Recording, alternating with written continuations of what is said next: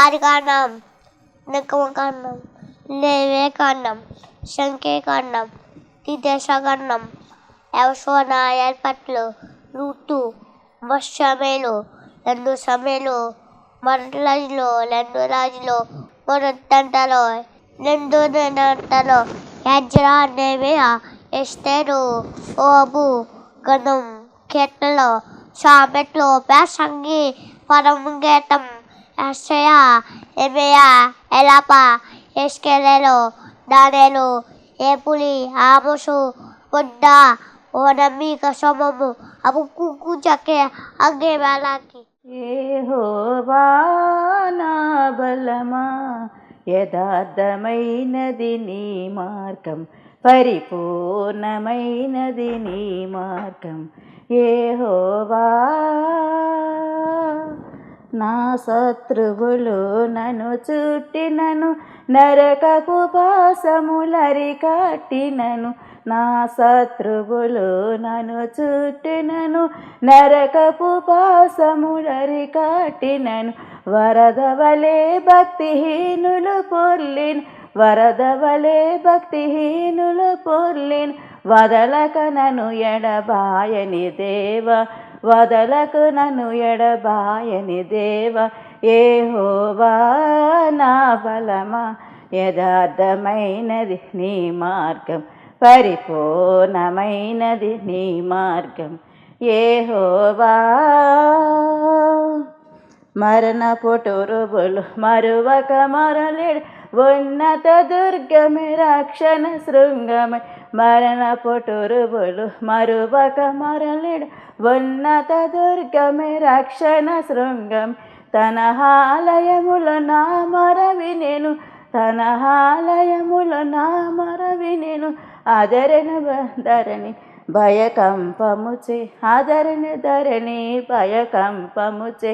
యెహోవా నా బలమా, యథార్థమైనది నీ మార్గం, పరిపూర్ణమైనది నీ మార్గం.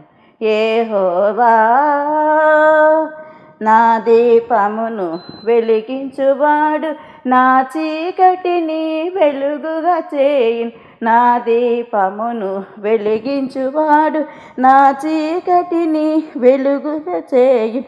జలరాశుల నుండి బలమైన చేతితో, జలరాశుల నుండి బలమైన చేతితో వెలుపల చేర్చిన బలమైన దేవుడు, వెలుపల చేర్చిన బలమైన దేవుడు. యెహోవా నా బలమా, యథార్థమైనది నీ మార్గం. అందరికీ మరణాత మహిమస్వరం కార్యక్రమంను వీక్షిస్తున్న దేవుని పిల్లలైన మీ అందరికీ ప్రభు నామములో శుభములు కలుగును గాక.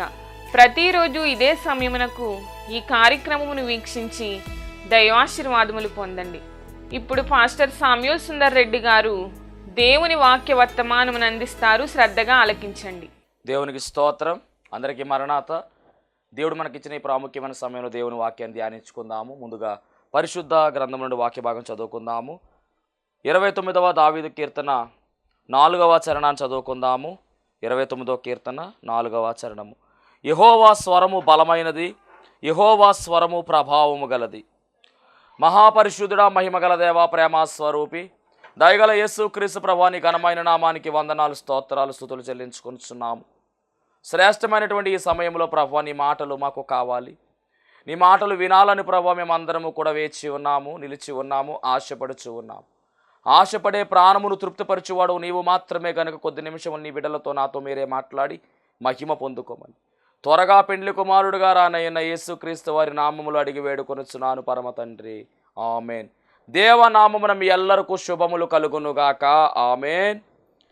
దేవుని వాక్యాన్ని వినడానికి సిద్ధమైనటువంటి వారులారా, దేవుడు మీ జీవితాల్లో ఈరోజు మరిన్ని అద్భుత ఆశ్చర్య కార్యాలు జరిగించాలని ప్రార్థిస్తూ ఉన్నాను.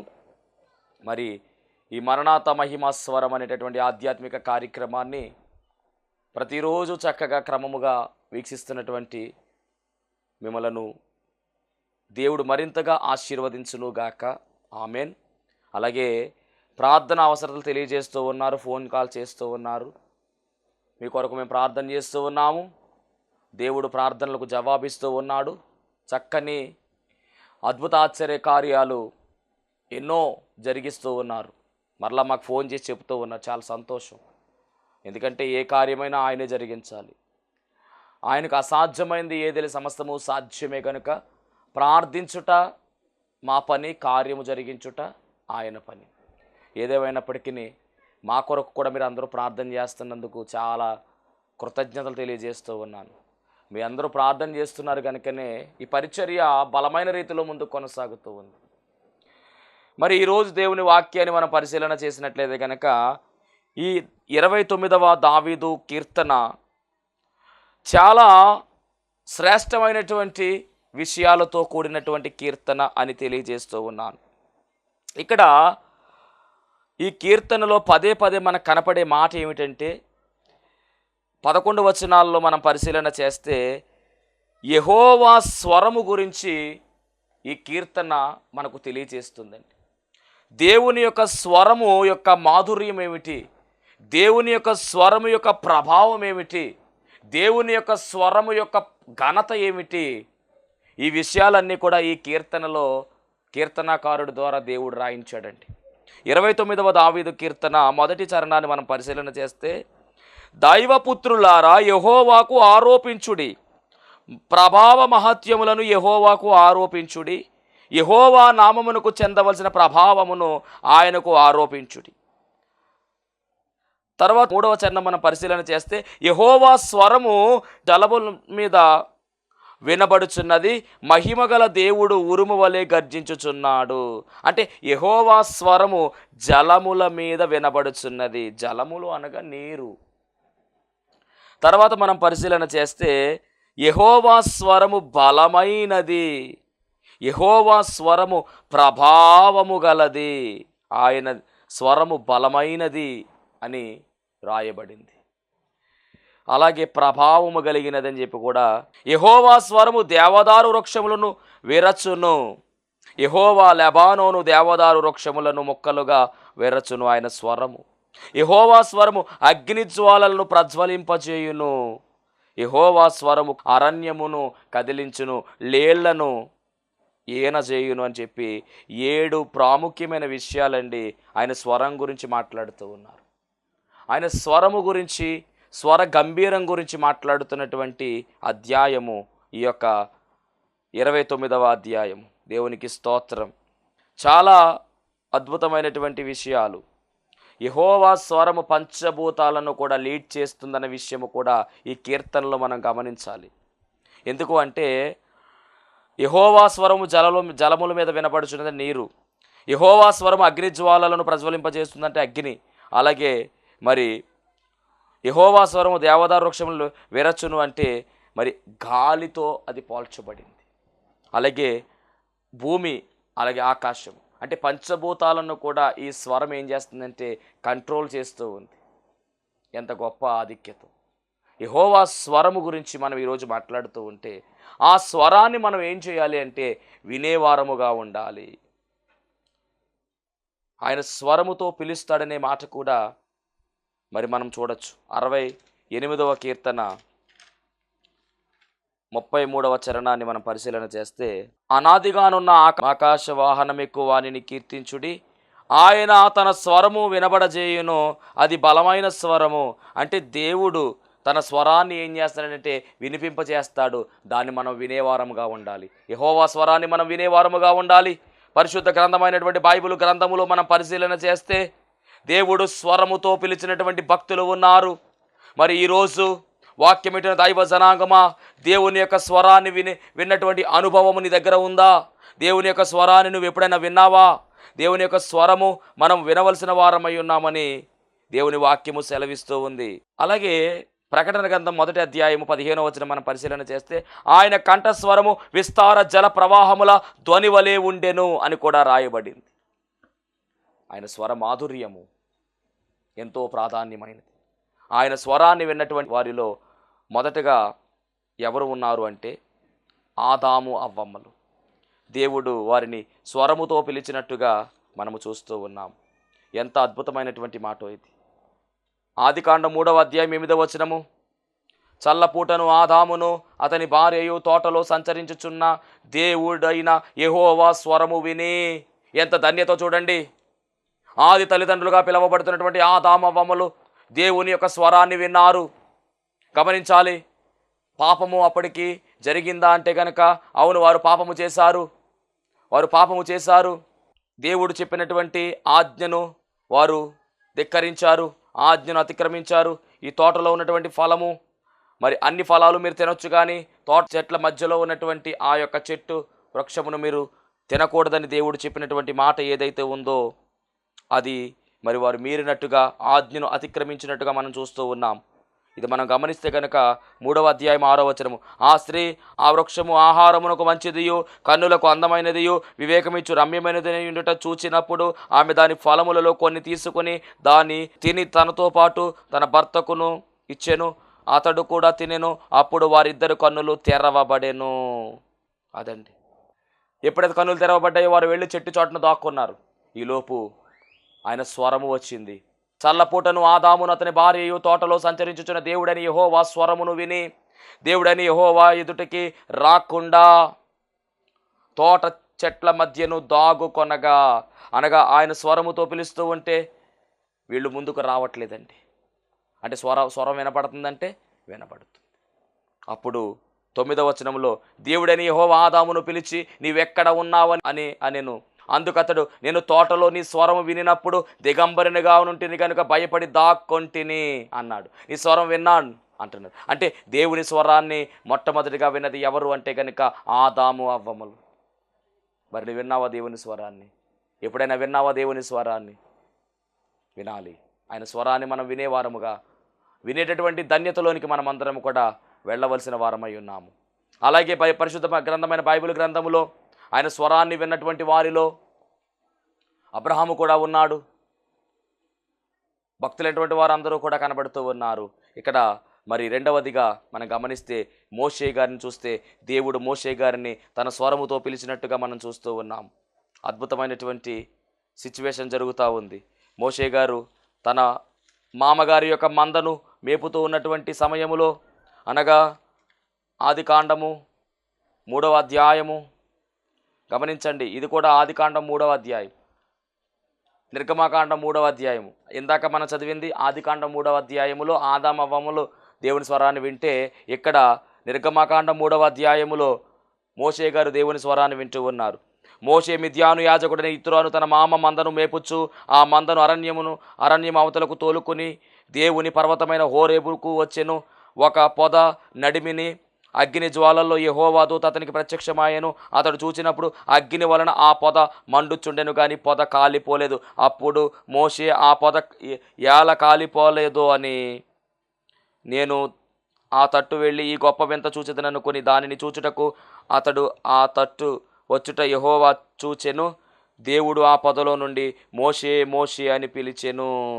ఆ పొదలో నుంచి పిలుపు వినపడుతూ ఉంది, స్వరం వినపడుతూ ఉంది. కొండ మీద వింత చూస్తూ ఉన్నాడు. అక్కడ కొండ ఎలా ఉంది? కొండ మీద పొద మండిపోతూ ఉంది, కానీ పొద కాలిపోలేదంట. ఏంటి వింత అని పైకి ఎక్కుతూ ఉంటే అప్పుడు ఆ పొదలో నుంచి ఒక స్వరం వినపడుతుంది. ఆ స్వరమే దేవుని యొక్క స్వరము, యెహోవా స్వరము వినపడుతూ ఉంది. ఆయన మాట్లాడుతూ ఉన్నాడు, మోషే మోషే ఇది పరిశుద్ధమైనటువంటి ప్రదేశము, నీ చెప్పులు విడువుము అని చెప్పేసి అక్కడ దేవుడు చెప్పాడు. అంటే చక్కని స్వరాన్ని విన్నట్టుగా మనకు కనబడుతూ ఉంది.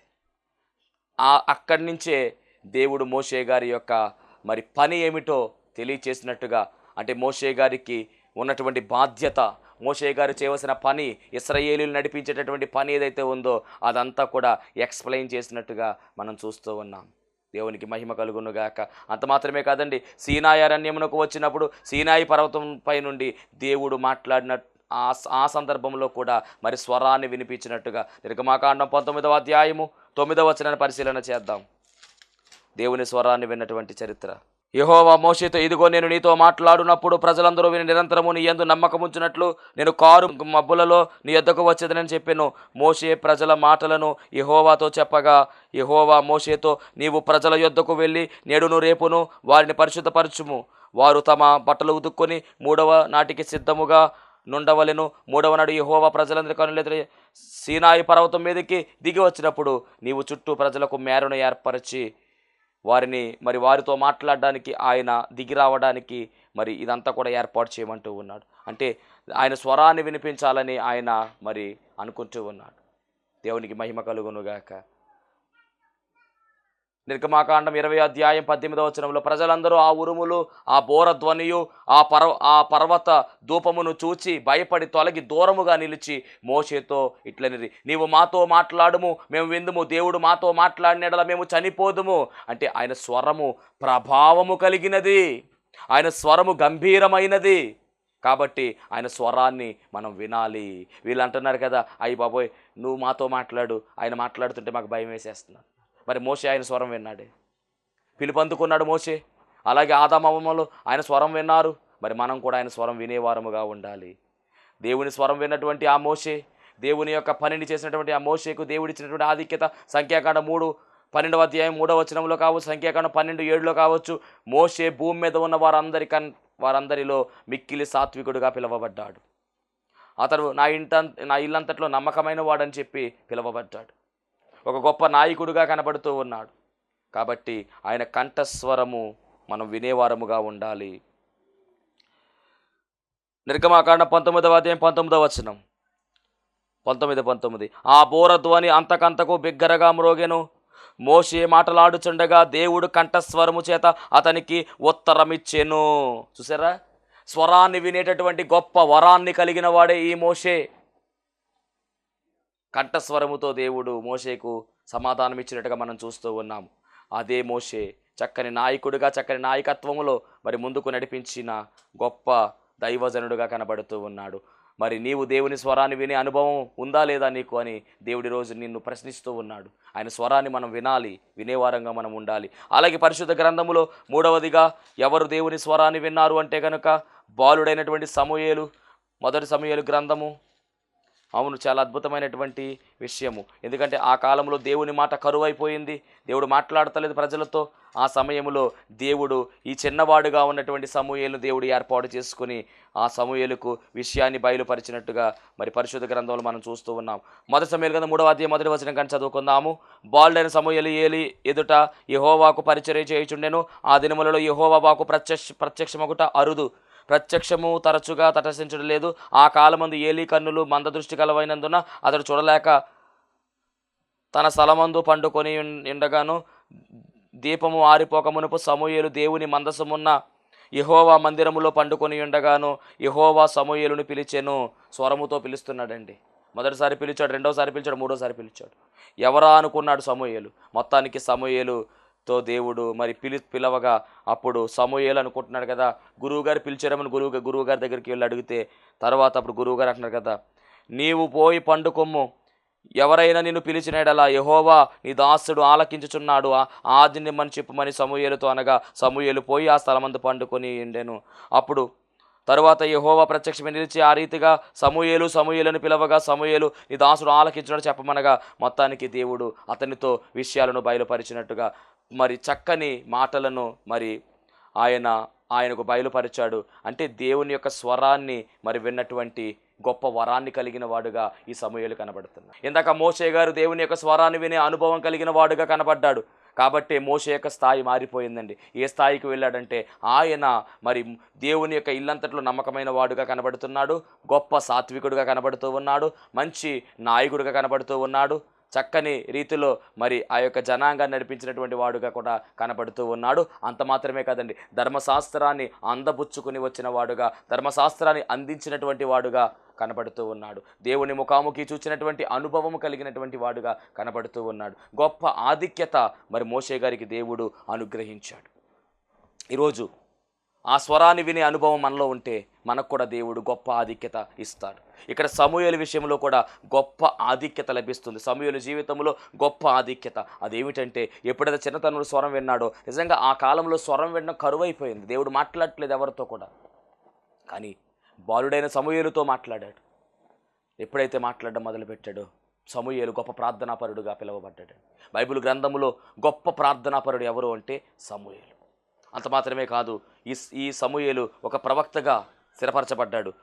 దాను మొదలుకొని బెయేర్షెబా వరకు కూడా ఈయన ఈయన ప్రవక్తగా కనపడుతూ ఉన్నాడు. సమూయేలు న్యాయాధిపతిగా ఉన్నాడు, చివరివాడే. అయినప్పటికీ న్యాయాధిపతిగా గిల్గాలు, బేతేలు, మిస్సా, రామా అనే ప్రాంతాలలో ఈయన గొప్ప న్యాయాధిపతిగా పిలువబడ్డాడు.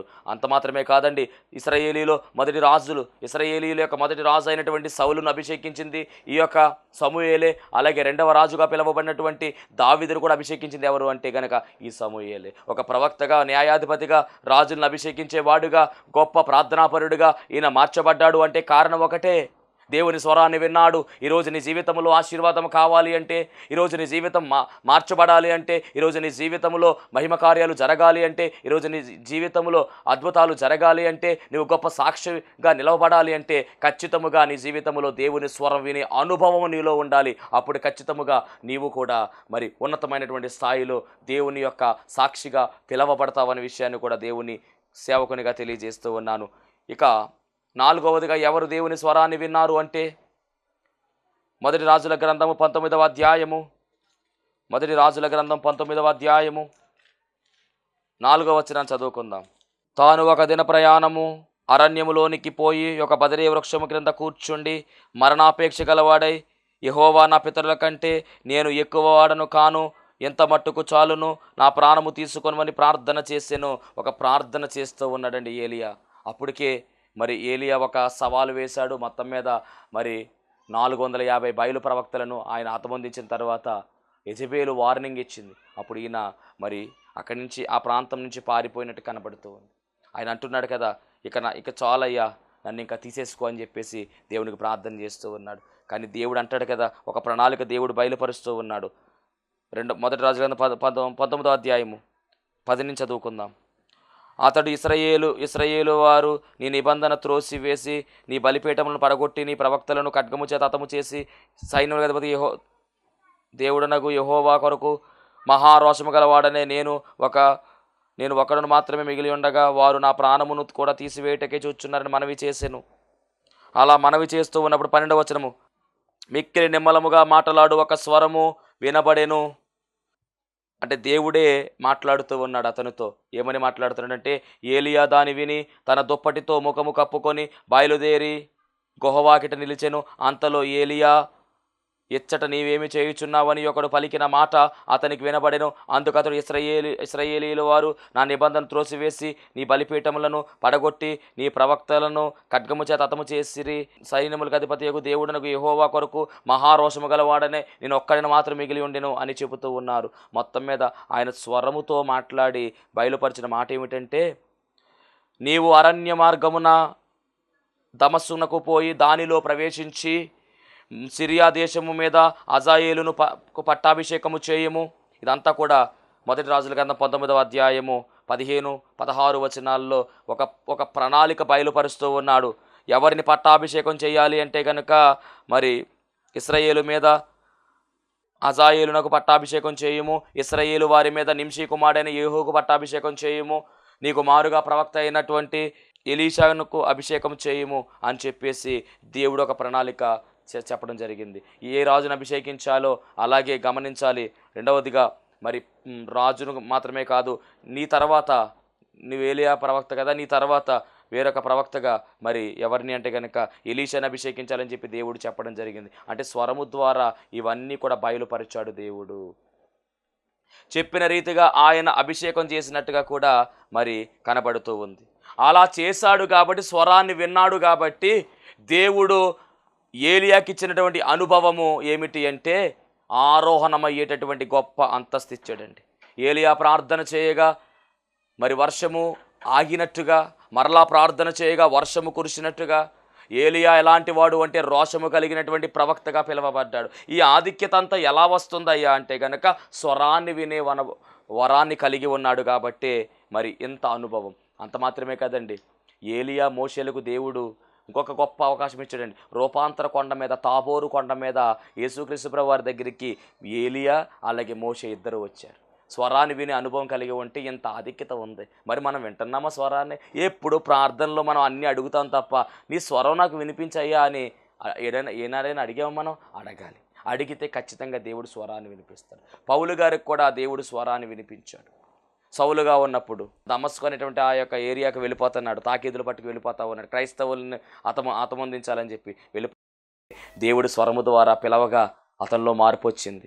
సౌలు పౌలుగా మారిపోయాడు, ఘనమైనటువంటి పరిచర్య చేశాడు. చూసారా, దేవుని స్వరాన్ని వినాలనిపిస్తుందా? మీకు కూడా వినాలి ఖచ్చితంగా. ఆయన స్వరం ప్రభావం కలిగింది, ఆయన మాట్లాడే దేవుడై ఉన్నాడు. మోషే గారితో దేవుడు మాట్లాడితే మోషే గారి యొక్క స్థాయి మారిపోయింది. ఏలియా గారితో దేవుడు మాట్లాడితే ఏలియా గారి యొక్క స్థాయి మారిపోయింది. సమూయేలుతో దేవుడు మాట్లాడితే సమూయేలు కూడా ఆయన స్థాయి మారిపోయింది, ఉన్నతమైన స్థాయిలోకి వెళ్ళి. పౌలు గారు కూడా సౌలు గారితో మాట్లాడితే పౌలుగా మారాడు, ఉన్నతమైన స్థాయికి వెళ్ళిపోయి. ఈరోజు ఆయన స్వరాన్ని వినే అనుభవం నీలో ఉండాలి. అందుకే కదా యోహాను సువార్త 10వ అధ్యాయము 27వ వచనంలో రాయబడిన మాట, నా గొర్రెలు నా స్వరం వినును, నేను వాటిని ఎరుగుదును, అవి నన్ను వెంబడించును అంటూ ఉన్నారు. మనం ఆయన గొర్రెలుగా ఉన్నాము, ఆయన మన కాపరిగా ఉన్నాడు కనుక ఆయన స్వరాన్ని మనం ఏం చేయాలి? వినాలి. ఆయన స్వరాన్ని వినే అనుభవంలోకి మనం అందరము కూడా నడుచుకోవాలని దేవుని వాక్యం సెలవిస్తూ ఉంది. అట్టి ధన్యత భాగ్యము దేవుడు మనందరికీ అనుగ్రహించి నడిపించును గాక.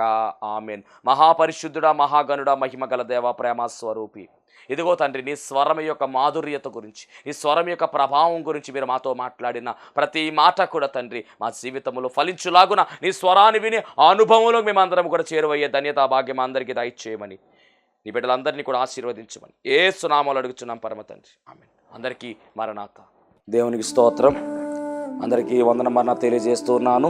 మరణాత మహిమస్వరం అనే ఆధ్యాత్మిక కార్యక్రమాన్ని వీక్షిస్తున్న మీ అందరికీ కూడా మరొక పర్యాయము ప్రభు పేర వందన మరణాత తెలియజేస్తూ ఉన్నాను. మరి ఈ కార్యక్రమము ఎంతో ఆశీర్వాదంగా ఉందని, ఈ కార్యక్రమం ద్వారా ఎన్నో మేళ్లు పొందుకున్నామని మరి మీరందరూ కూడా ఫోన్ కాల్ చేస్తూ ఉన్నారు. చాలా సంతోషము. ఎన్నో అద్భుత ఆశ్చర్యకార్యాలు దేవాదేవుడు ఈ కార్యక్రమం ద్వారా జరిగిస్తూ ఉన్నారు. దేవుని నామమునికి మహిమ కలుగునుగాక. మరి మీరు చూస్తున్నటువంటి ఈ యొక్క షెడ్ గురించి గతంలో మీకు చెప్పడం జరిగింది. యజమానుడు మరి దీన్ని బేరం పెట్టారని చెప్పేసి, దీన్ని తీసుకుంటే ఇక్కడ ఆరాధన జరుగుతుంది, లేకపోతే మనం బయటికి వెళ్ళాలనేటువంటి పరిస్థితిని మీకు చెప్పినందుకు చాలామంది మరి సహకరించారు. కొంతమంది మరి అమౌంట్ పంపించడం జరిగింది, అలాగే ప్రార్థన చేయడం జరిగింది. దేవుని మహాకృపను బట్టి పంపించినటువంటి కొంత అమౌంట్ మరి యజమానుడికి కట్టడం జరిగింది. ఇంకా చాలా అమౌంట్ మనము వారికి ఇవ్వాల్సి ఉంది కనుక మరి ఈ కార్యక్రమాన్ని వీక్షిస్తున్నటువంటి మీకు ఎవరికైనా కనుక ప్రేరేపణ కలిగినట్లయితే కనుక మరి మీ వంతు సహకారాన్ని అందించండి. ఈ దేని సేవకునికి మీ యొక్క సహకారం అందించి ఈ సేవను మరి ముందుకు వెళ్ళేలాగా సహకరించవలసిందిగా ప్రభు పేరు తెలియజేస్తూ ఉన్నాను. మీకు ఎవరికైనా కనుక మరి ప్రేరేపణ కలిగినట్లయితే కనుక స్క్రీన్ మీద కనపడుతున్నటువంటి ఆ నెంబర్కి ఫోన్పే చేయండి, లేదా ఫోన్ చేసినట్లయితే కనుక నేనే స్వయంగా మాట్లాడతాను. మీ సహకారాన్ని అందించండి. ప్రభు పనిలో మీరు కూడా పాలి భాగస్తులు కావాల్సిందిగా ప్రభు పేరు తెలియజేస్తున్నాను. అందరికీ మరణాత.